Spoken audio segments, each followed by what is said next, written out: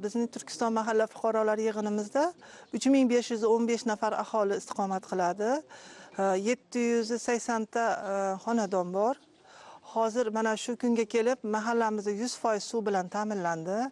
Mana bu yil 2025-yilda mana shu yangi tarmoq tortilib, yangi suv bashnasi o'rnatilib, hozir mana suvlar chiqarildi. Hamma xonadonlarimizda suv o'chiruvchilar o'rnatilgan, suv o'lchagichlar aholimizga mana shu bir tomchi suvni ham uvol qilmasdan ishlatish kerakligini, suv bizni hayotimiz, bu ob-hayotligini aholimizga tushuntirib boramiz. Avvalo prezidentimizga rahmat. Mana shu mahallalarga shu darajada aholini yaxshi yashash uchun alohida e'tibor qaratganlari uchun, mana shu chekka qishloqlargacha ham mana shu prezidentimizning qarorlari amalga oshib bajarilib bormoqda.